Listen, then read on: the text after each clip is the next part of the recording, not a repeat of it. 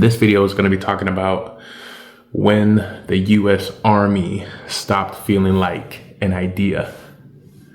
Okay.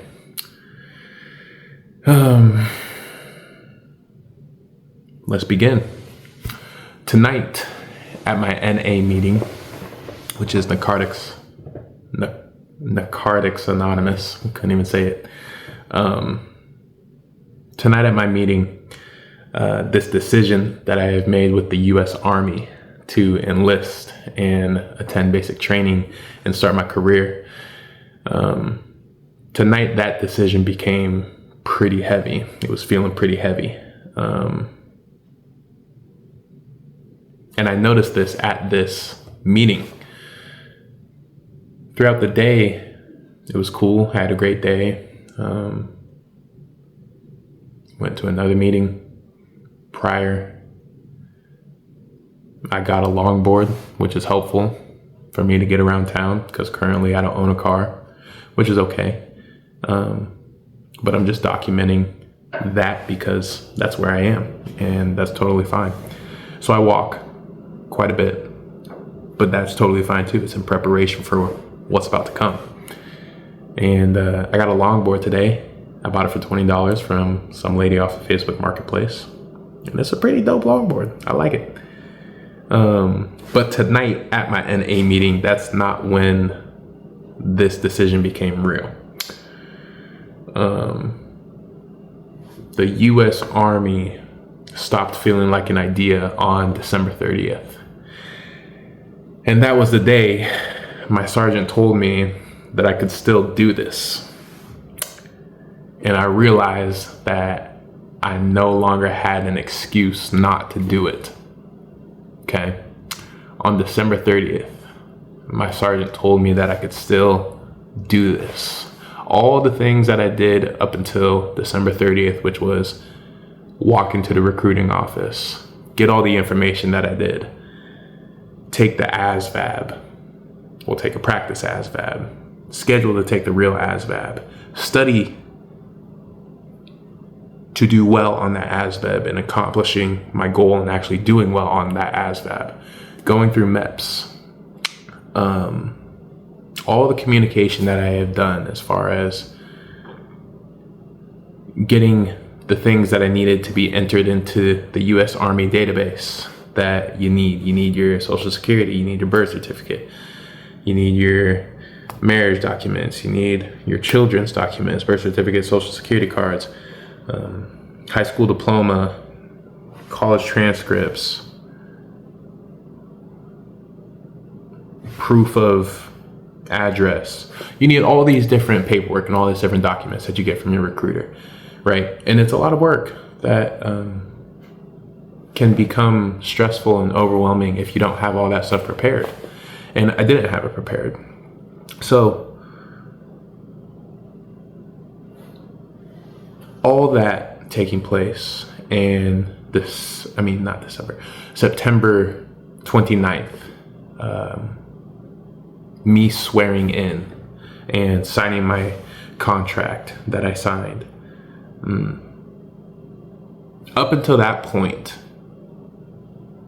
everything was cool. Everything was great. It was exciting. It was new. It was scary. I was nervous. It was thrilling. And I was motivated, very, very motivated, but motivation comes and it goes.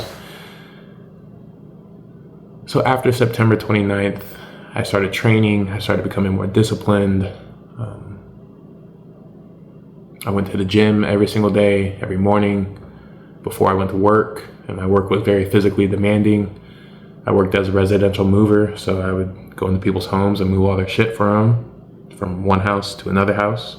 And that was a good job. It made me very strong, very functionally strong.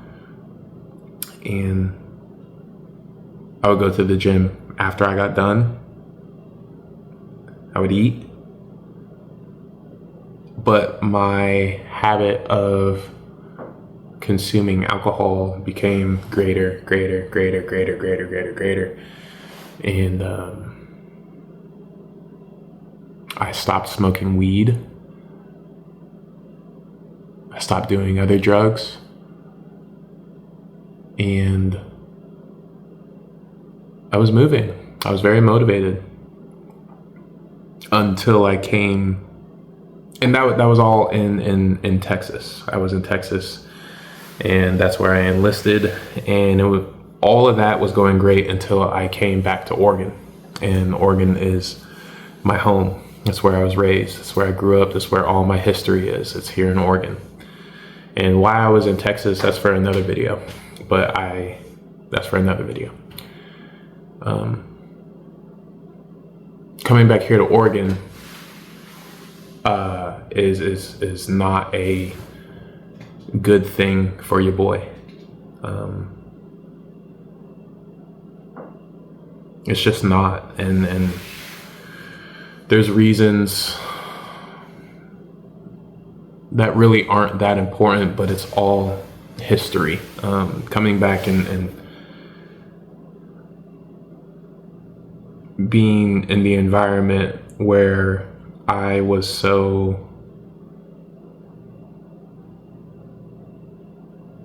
just wrong was challenging for me to face and remain focused and clear and determined and disciplined on accomplishing my goals.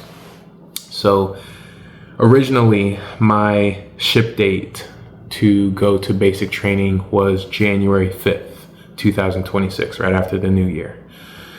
And I came back to Oregon in the first week of November, or toward the second week, the beginning of the second week. And I knew that if I did not start attending AA and NA to get help and support and start my path to recovery, that I was going to fuck up this opportunity to start a great career and build the life that I want to live. So that's what I started to do. On November 16th, that was the last night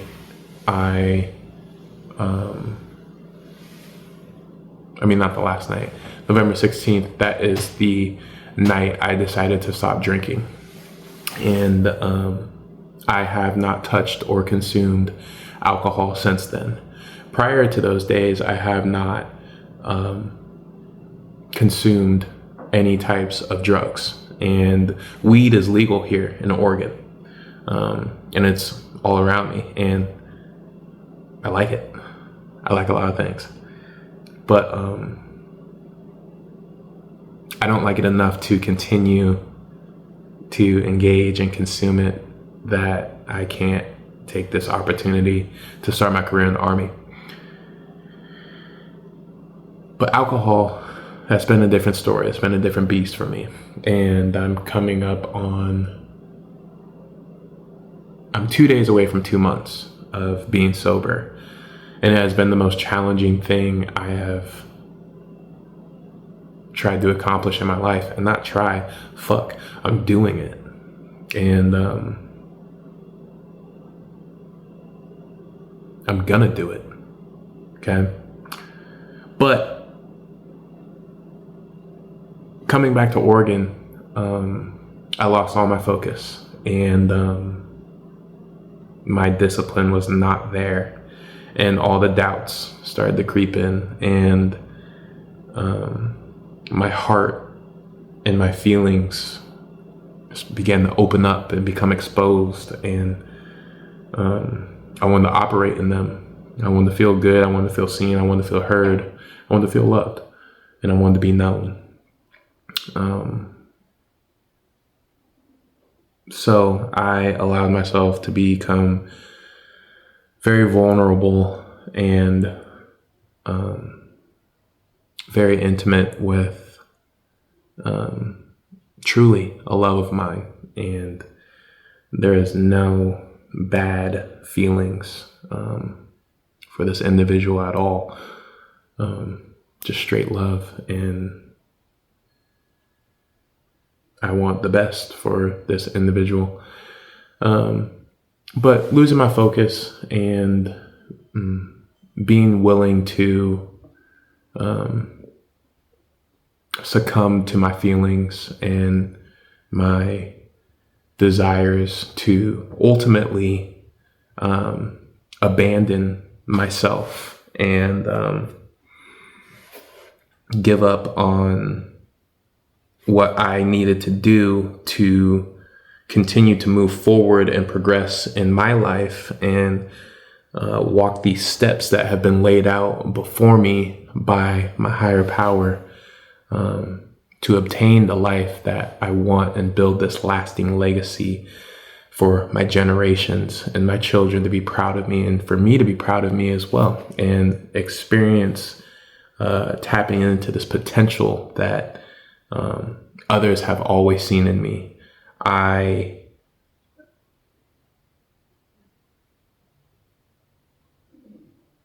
did what I know how to do, and that is to shy away from opportunities and give up on myself before I even get started. You know what I'm saying?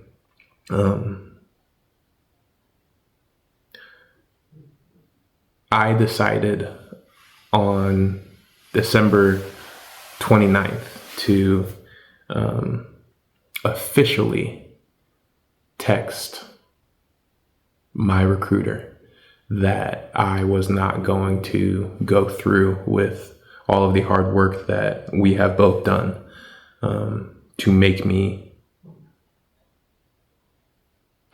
qualified for shipping out to basic training.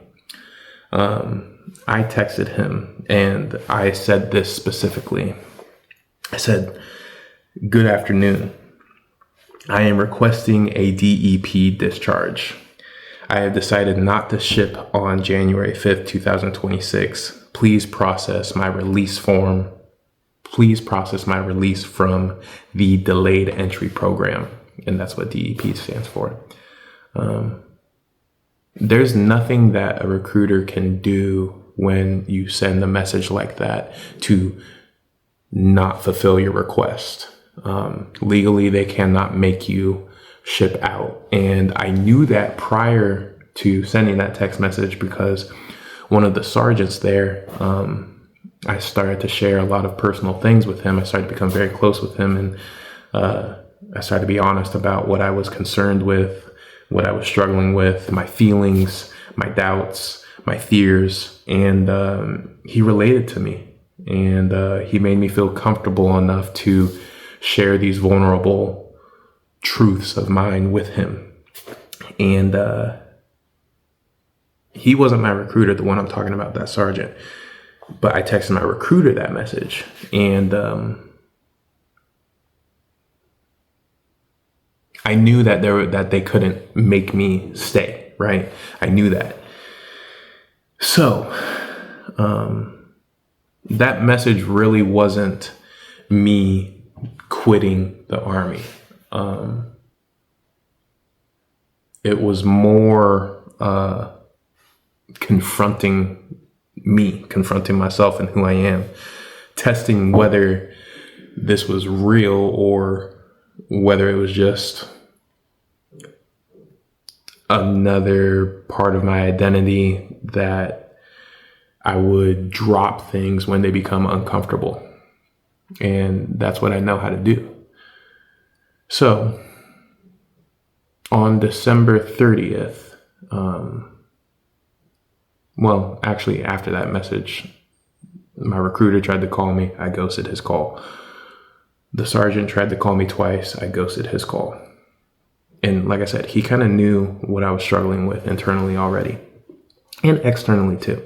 So on December 30th is when reality offered me a path forward and removed my last excuse. Okay. So this is what happened on December 30th.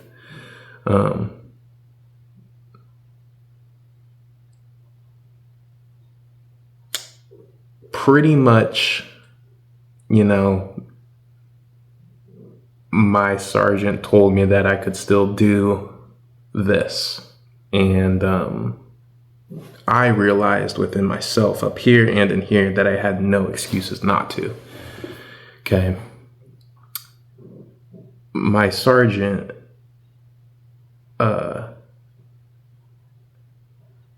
he told me that I could ship later, and that because I felt like I was stuck in Oregon, like I didn't have any means to get back to Texas, I didn't have no money. I wasn't asking for help. And I was just making excuses. And he told me, all my excuses he could pretty much work with, and that I could ship out of Oregon, and that I didn't have to uproot my life just to honor the contract, right? He worked with me, and the burden that I felt shifted, okay? I was just honest with my sergeant, and I told him the truth. And instead of feeling pressured or feeling like he was giving me pressure, I received the clarity that I needed, okay? Once the Army started working with me instead of against me, the decision stopped being about survival, okay? It really became the commitment, and shit started to change, okay?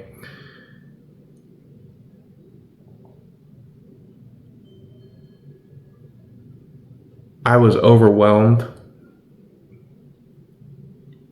I became unfocused, undisciplined. I became a victim of my mentality and feelings again. I started to make promises to this individual who I very much care for, will always care for.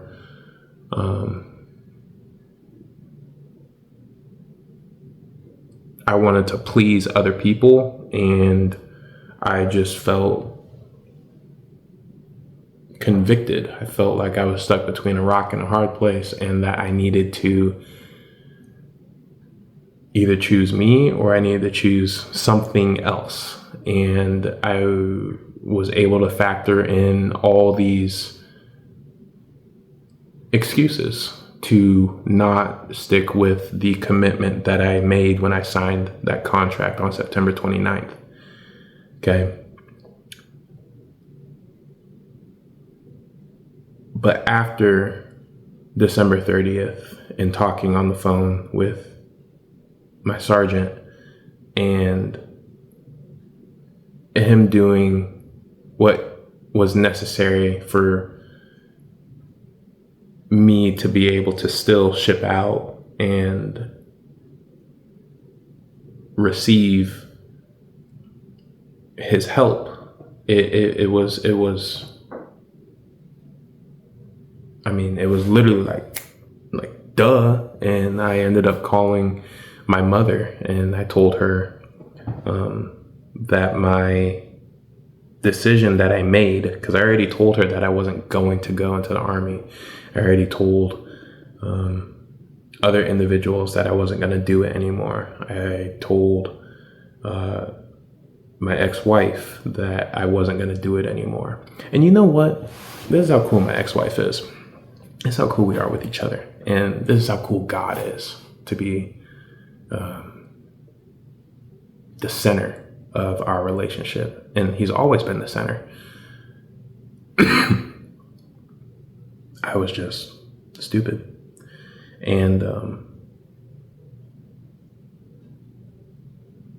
I asked her, as I was contemplating this idea, after I told her that I wasn't going to do it, I asked her, I said, do you really think that I should go into the Army? Like, do you honestly believe that? Do you believe that that's my path? And she hit me with the realest shit that I needed to hear. She pretty much called me a bitch. In the most loving way possible, because it was the truth, and it was the honest truth, and it was what I needed to hear. She reminded me of how much of a quitter I am, and she wasn't surprised that I did not follow through with what I said I was going to follow through, because it's a pattern she's recognized that I've done. And what she's resorted to is not solely belief in me, but solely belief in God, because I have a history of quitting and self-sabotaging and not even giving myself a chance. But she told me that she wasn't surprised, and she told me that my children's grandparents, her mom and dad, weren't surprised either. And that was disappointing for me to hear and realize and face, because I think I'm the shit. Because I'm self-deceived, and I'm self-righteous, and I'm prideful, and I'm arrogant, and I have an ego. And I think I'm right. Even when I know I'm wrong, I still think I'm right. I ain't never gonna tell you that you're right. I ain't never gonna tell her that she's right. Even my sergeant, I don't want to tell him that he was right, you know.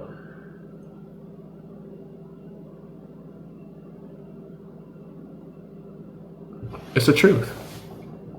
Okay? So she said that to me, and didn't make me feel good at all. And I was like, man, is this what your kids are going to remember you by? Dad was just a quitter. Dad was a bullshitter. And I'm a bullshitter. But dad says he's going to do A, B, C, D, E, F, G, H, I, J, K, L, M, N, O, P. I ain't going to finish it. And never do it. You know, is dad really a liar, a coward, a man not of his word, who says he's going to do shit, but really he ain't ever done shit? So he's hypocritical for telling us that we got to be accountable for our choices and our decisions and blah, blah, this and that. You know, man, come on. Come on, man. You know? So, all that to say, you know, she's great. And, you know what? Pretty much everybody who I have allowed to know me and be intimate with me on some type of level. And intimacy does not mean sexually. Intimacy means close and to be known. Okay, so everybody who I have been vulnerable with and intimate with, you know, they try to give me great advice and steer me correct and see the best me that I refuse to see, because my greatest battle and my greatest fight is myself and my own demons. You know, I got a best friend. And I got one best friend. And this is my boy. This is my boy for life. I met him 5 years ago. And I met him from my other boy, who's my dog for life since the 4th grade, but he ain't this guy, and he knows he's not that guy, and that's okay. But this is my guy. And my boy, he told me, he said, I'm that nigga. He said, I'm him. And that my greatest challenge is myself and my own demons. It ain't women. And women have been a vice for me, because I felt alone my whole life. And that's what my boy said. He said, I felt alone my whole life. You know, he always looking out for me. And I love that guy. RP, I love you, baby. And there's another guy too, a coach of mine who I disrespected for years. And